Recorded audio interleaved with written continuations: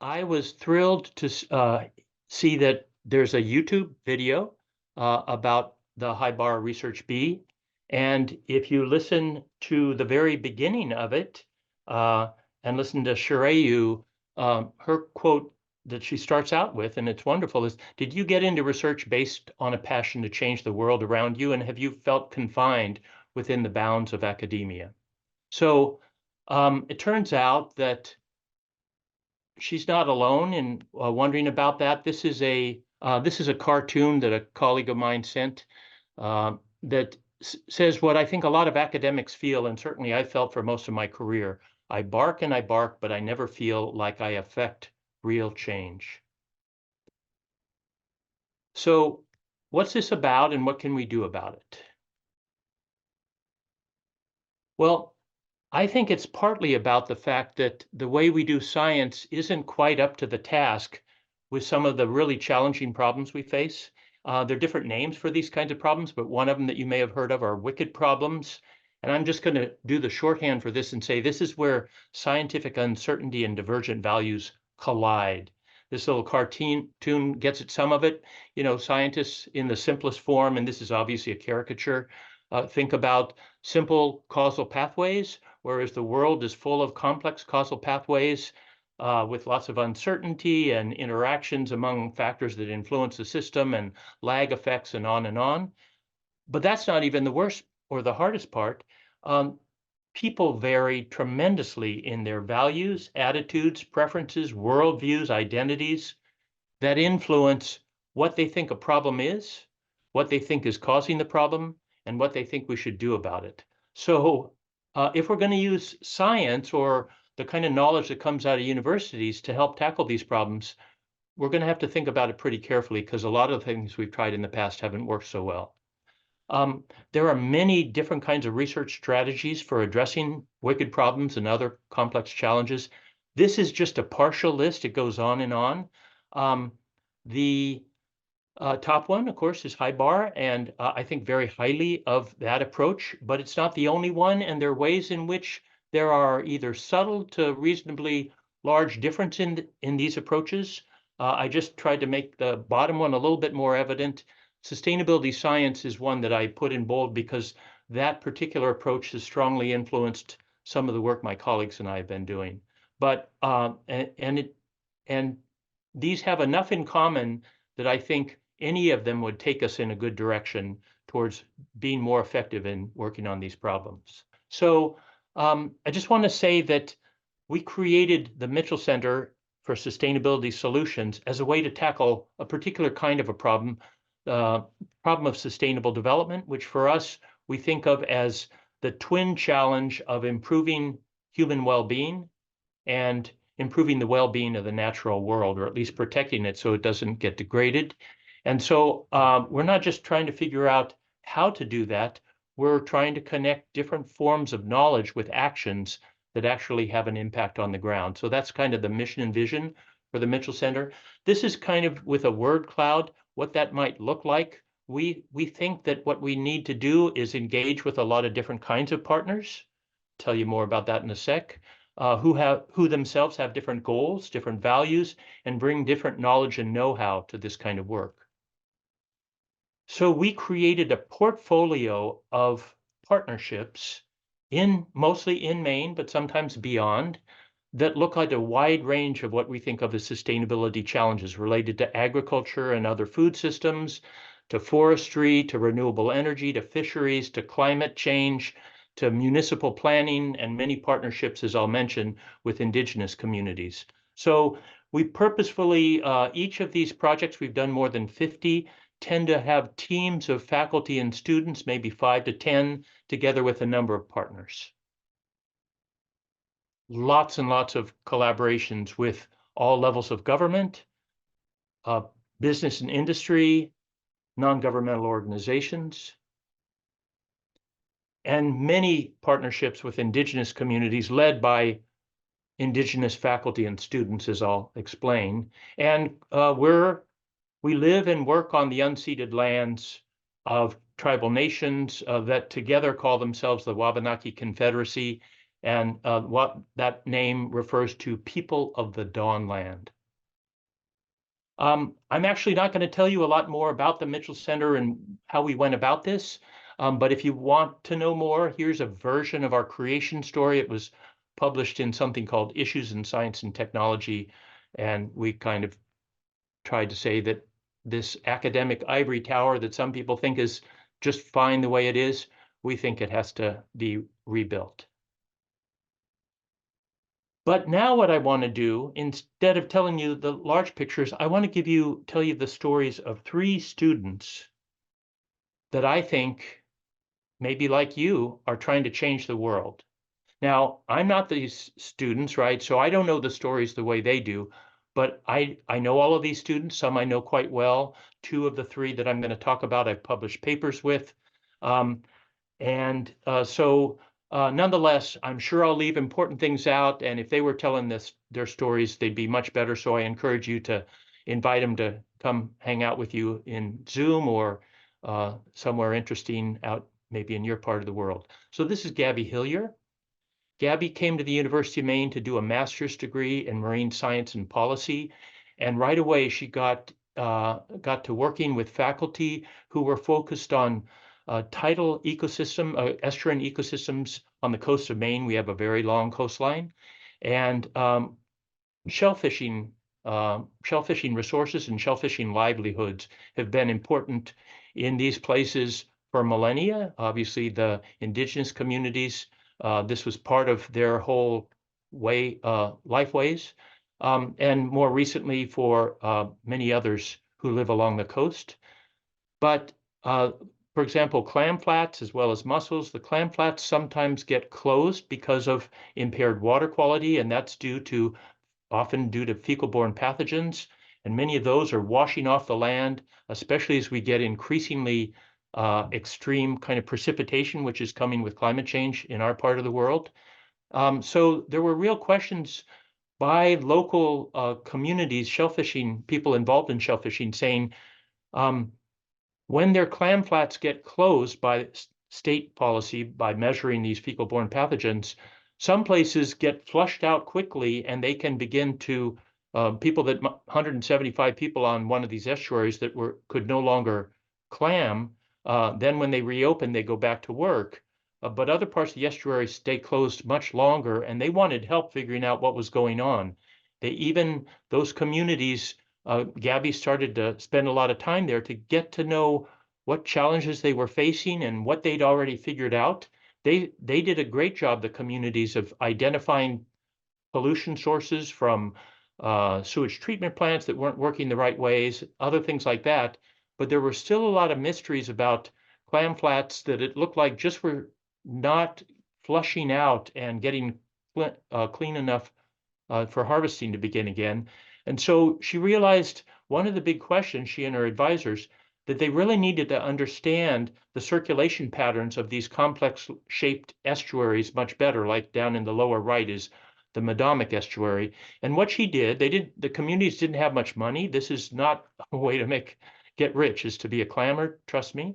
But she built a low-tech device to help understand circulation patterns in these estuaries, and it's called a bucket drifter. It's the picture down in the lower left. It has a GPS unit in it. You sink it into the water, and it moves around just like the rest of the water parcels, if you will. So it's passively tracking currents, and because it's continuously reporting its location, you can end up figuring out about circulation and develop models that are based on the data that come from that. So all of this is working great. Gabby's working with the community to figure out what this looks like. And all of a sudden, complete surprise, as she's looking at her laptop with the information about where all the drifters are and using that data, one of the drifters is no longer in the estuary. It looks like it's driving down a local highway. And rather than assume that the drift bucket itself had figured out how to drive a vehicle, she assumed somebody had grabbed it and taken it for a ride. She called Glenn Melvin, who's the guy standing up in the top right, who's been clamming for decades. And he called everybody, including other clammers, as well as the police. And everybody in the community said, Where's our bucket drifter? Who took it and how can we get it back? And it's a close-knit community, so they figured out who had it and where they were headed.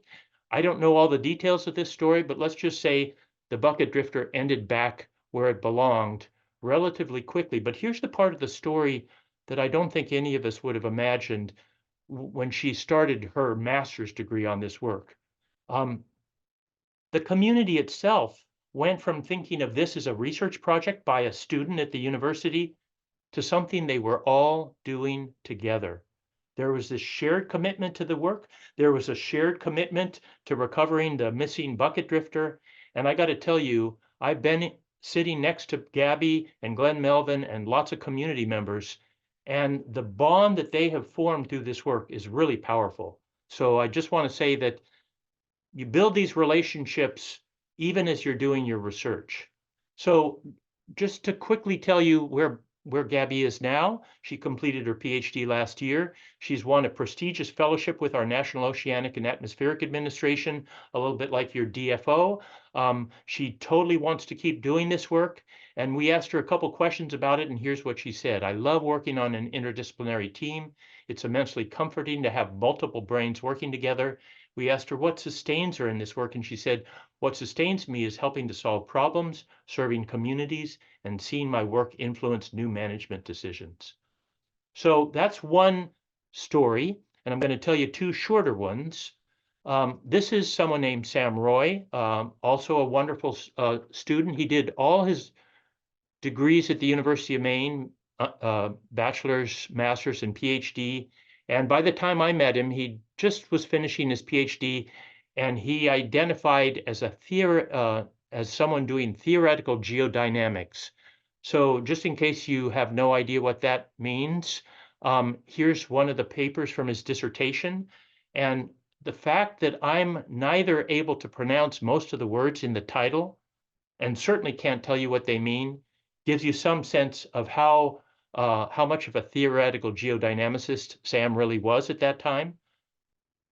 But at the same time he was finishing this, I didn't even know he was doing this. He was coming over to the Mitchell Center, and if you read this quote at the bottom, he says, I kept going to the Mitchell Center to their seminars and meeting with people there. I was attracted to how much they were working directly with people and working on solutions to problems.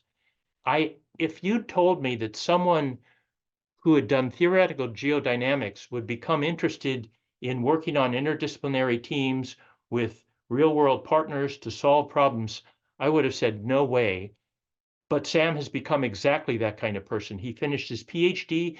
He was awarded 2 incredibly prestigious postdoctoral fellowships to keep working in theoretical geodynamics, but instead he chose to do a postdoc leading interdisciplinary research on the future of hydropower, a big grant that we received. He was fantastic at all that work, worked with people in every possible field, 15 different disciplines, and published major prestigious papers in, say, the Proceedings of the National Academy of Sciences.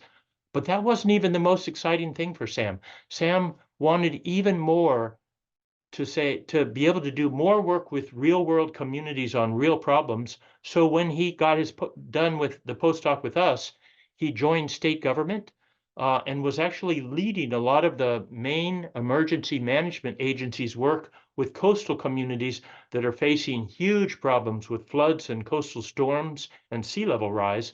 3 of our worst storms in a century have occurred in the last 3 months in Maine. And Sam is on the front lines of that, including all the modeling you need to do to predict how much worse it's going to get.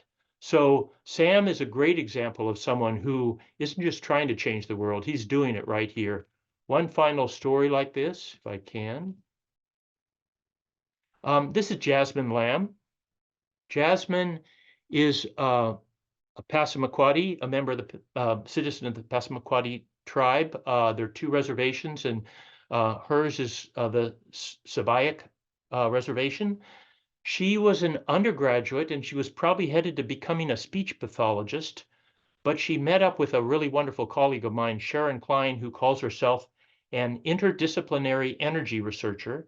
And Sharon does a lot of work on renewable energy and climate mitigation and adaptation.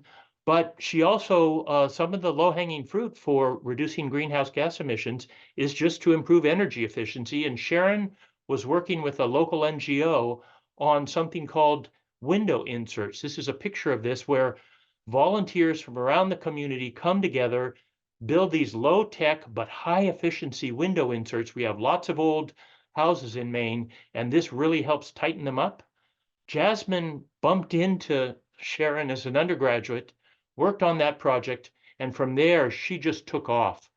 In her early 20s, and here's a quote from that, she formed something called the Sabayak Resilience Committee for her home community. And you know, in indigenous communities, tribal elders are everything, but I've heard the tribal elders say what a leader Jasmine is. So they've already done a whole bunch of projects on weatherization, energy efficiency, renewable energy, climate change adaptation. And instead of going on in graduate work in speech pathology, Jasmine is now doing her PhD with Sharon and other colleagues. So again, somebody who's sure to change the world, already doing all of this in her early 20s. So let me wrap up with a few more slides. I want to say that I don't think there's any comprehensive field guide for how to do this work. There's a lot of learning by doing. We're all going to have to do as we do it in a lot of contexts. What might work where you are might be different than here. But I will say that there are lots of opportunities for learning by doing, including if you want to kind of score, if you like the parts of academia that include publishing papers that get out there and shape how other people do this work. Here's 3 examples. The top one was a cohort of our graduate students, mostly PhDs, who wrote a paper about their own experiences. Boundary spanning is this idea of working between disciplines and working between research and practice. The second one was part of a PhD dissertation, one of the chapters, where Bridie McGreevy, who's now an associate professor in communication at the University of Maine, studied 20 different interdisciplinary teams that were doing Mitchell Center work to see how well they were making progress. And to be perfectly honest, not all of them were doing that. But the important thing about the research she did is she identified both the things that got in the way of progress and what the best practices were for improved, basically, teamwork. And then the last one I'll just mention briefly is work we've been doing for the better part of 20 years, really trying to see how to make the most of indigenous ways of knowing in Western science. They're very different. Can they complement each other? This is a paper with, I think, 12 authors. 8 of them are tribal members, including tribal faculty, tribal students, and tribal partners. So these are all opportunities I'm sure you have too.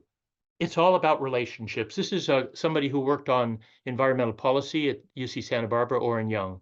Here, I'll just read it quickly. There's no substitute for building relationships of mutual understanding, respect, and trust. We need to respond to the questions in the minds of policymakers, and I would just add, and all other kinds of partners. Rather than just delivering the findings of science, we must develop end-to-end engagements that involve real relationships from an early stage of the process all the way through. If we're serious about having a real impact and real relevance, this is what is necessary. Here's some useful dispositions for collaboration. And by the way, I think you guys are going to be looking at posters or something with some of your feedback as part of the HIBAR B planning. And I looked at your notes from previous kind of work that you've done. All of these things are on there in one way or another. So I don't think this is a surprise. Humility is very important, flexibility, patience, some tolerance of risk, because we don't quite know how to do this yet. Humor comes in handy. Persistence, one of my colleagues talks about this as that we just need to keep showing up. And then the last one, serendipitophilia. If you're not familiar with that word, that's probably because I just made it up this afternoon. Let's just say that it's, in my view, this embracing of chance, the kind of way that you stumble upon things like Sam Roy walked over to the Mitchell Center and it changed his whole world. We do a lot of training. And so because we recognize everybody's got to get better at this, the 2 people that did the training, the 2 researchers had done their PhDs with this, and 5 years after they got done, they were clearly the experts, and so they trained the next generation of people who are doing this. And then the last thing I would say is, if you only got one piece of advice from me, it would be you're going to want T-shirts. This is our cohort of sustainability graduate fellows. It's your thing in miniature.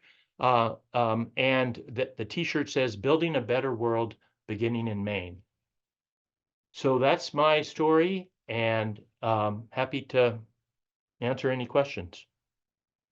Yeah, so thank you very much. So we're going to have a question period. And since we have the two campuses, we'll alternate between questions in Vancouver and questions in Kelowna. So if you have any questions, put your hands up. And maybe I'll ask a question just to kick things off. So Thank you, Jacob. these projects, they might differ a little bit from these conventional academic projects that you think of kind of working towards, say, just a paper or a report. They might have different outcomes from them. So do you think that the university system is kind of tailored enough to support these kind of projects, or is there anything that you would maybe change about it to be more inclusive of these different kind of research projects?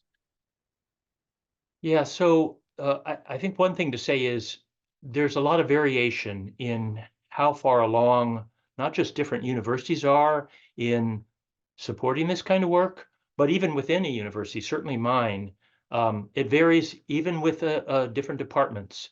What I will say, though, is that I think there are opportunities everywhere. First, I think the whole, if you will, the tide is shifting on this, and I think it's going in a good direction in many different places. And obviously, HIBAR and UBC is a great example of that. But I'm kind of plugged into an international network, and I think it's happening in a lot of parts of the world. But also, I think there are ways, not just for students to do this, although they're really important, but also for faculty and other leaders to help move this along, to accelerate the change. I do a lot of that in my work, and it involves sometimes face-to-face meetings with department chairs and peer committees and deans and provosts and presidents and outside supporters. There are a lot of, but I think at the end of the day, a lot of these universities, I think, will be open to the idea that this adds value over and above everything else. So in other words, we're not trying to tell universities they have to stop doing those other things. We're saying this is going to help them have more people realize the value of the university for the places where they're located in the communities that they are supposed to serve. So thank you. I really enjoyed the presentation, and I kind of have two quick questions. And the first question would be like, would you like to let us know some special funds that we could access if we want to engage in researches that blends indigenous ways of knowing with Western sciences? I think that will really be relevant for the graduate students who are interested in that perspective of research. It's about the sustainability graduate fellows, the cohort. Oh, So I yeah. am wondering about the cohort. Would you like to speak more about it? Yeah, thanks. Those are both really great and probably a longer conversation. I think so. Many of my colleagues, one of the most wonderful things I've had the opportunity to do is to work with Indigenous leaders that are both part of the university and outside. I'm not the best person to point you to uh, the great work that's going on, much by my colleagues, but elsewhere in the world. To bring those things together, I'm trying to remember what's it called? Well, yeah, if I start to try to remember these papers, I'm not going to do a good job, but I think afterwards I'd be glad to follow up with some reference material. There's both classic things by this Māori scholar from New Zealand, whose work from 25 years ago still is a guidebook for this decolonizing methodologies. That's the name of her work. And there's things right up to the present that I'm reading now because of my colleagues. So I think the starting point is to recognize that if you will, the ontologies and epistemologies, the view of reality and the thinking about how we know what we know are just fundamentally different for many Indigenous communities compared to Western science, and to try to learn about that and and see the power of that together with what Western science can do. The other question, I should just say, the inaugural cohort of sustainability graduate fellows, which I think I just met with a couple days ago, is a total experiment. We've never done it before. We have had cohorts for related things in the past, but this is one where we kind of had people from across our university say, hey, we're all trying to do sustainability, but we don't know what other people are doing. So in a way, I think it's in miniature what you guys are at. And coincidentally, we launched this almost exactly a year ago, which I think is when HIBAR B got started, roughly. So we don't know how it's going to work yet. We're trying to make that. This is one of the tricks that grown-ups use, like faculty as old as me, is I just try to get the students to figure out how this should work. And so we spent the first semester kind of giving them some guidance, and then we said, where do you want this to go from here? And we're actually hoping they will help us design the second year class of that fellows program. And they're sort of doing that as we speak. So to be continued, I guess, although I definitely saw so many parallels between what you're doing and what we're doing that there ought to be some communication together. That would be real fun. Yeah, definitely. And I think as you've kind of highlighted in your presentation, communication is very important. So when there's people working on these same things, it's good to pull on the same rope. For sure. Is there a question in Cologne? Yeah, we have a question here. So science comes from a very privileged perspective in sense of authority of knowledge, and with that there's some power dynamics going on. How would this change now when we think of working in collaboration with those partners, and who takes this decisions? Is there some kind of decision-making process together, and who's conducting the research? Is it then also always the scientists, or is it in collaboration? Can you touch on this aspect a little bit, please? Well, first off, I couldn't agree more with you that all of those have been huge problems, I think, in the past, and we have a long way to go as kind of science, whatever that is, Western science, to deal with it. I would say that I'll just give you a few examples of things we try to do differently, but believe me, I've gone into communities. Well, I guess the first thing is to say, if you're going into a community, how are you thinking about that, right? I mean, are you going into a community? You can do it so many wrong ways. One is to say, oh, I'm an expert on this, and I can help you with that. Another is to just leave it wide open and say, well, I won't tell you about my expertise, but I'm here to help. That's actually a punchline for jokes in Maine communities. Like, the university is coming and they want to help us, and communities laugh about that.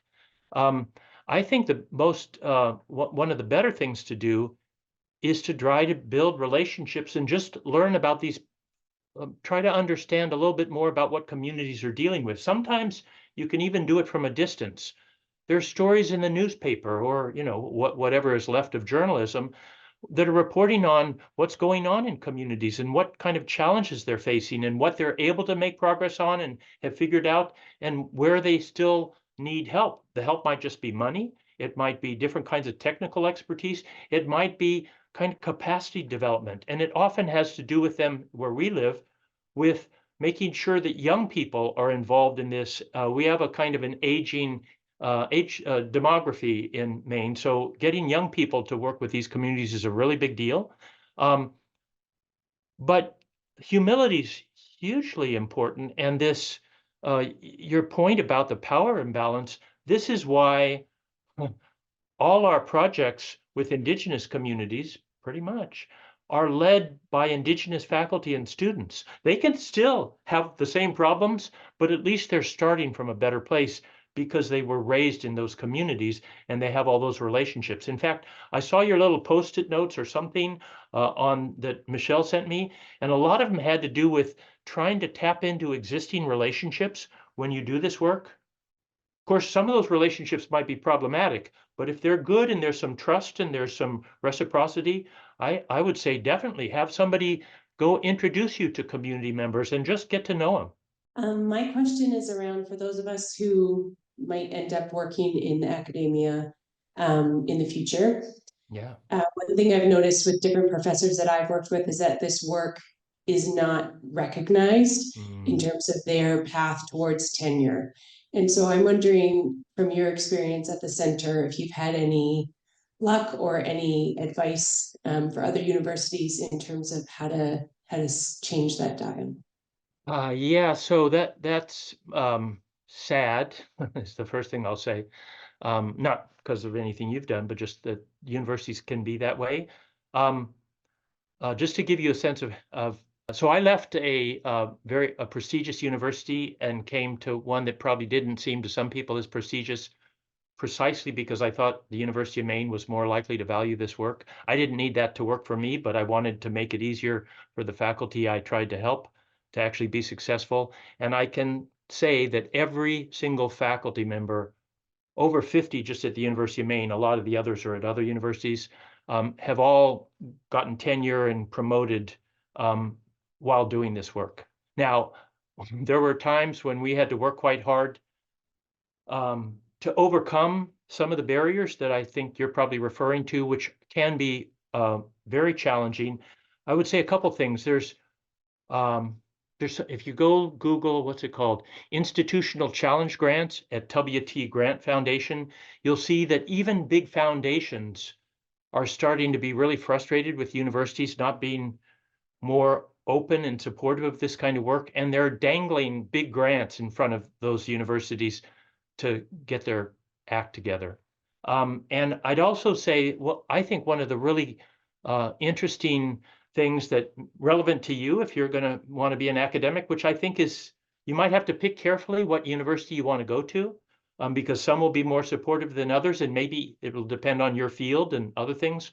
But there's, if you Google guidebook for the engaged university, if you haven't seen it yet, it's all about how faculty and administration should be changing to deal with this. And it's got excellent tips for faculty to navigate all of this. I've just come back from a meeting in Washington where people from all over the United States were putting their heads together to accelerate this process for exactly the things you were raising. But I am sorry that's not, you're not the only one who's picking up on that challenge. What you're trying to do is just incredibly important for the world. It's a little unfortunate that universities aren't quite there to be as supportive as they should be, but you can help change that while you're students and afterwards, I believe.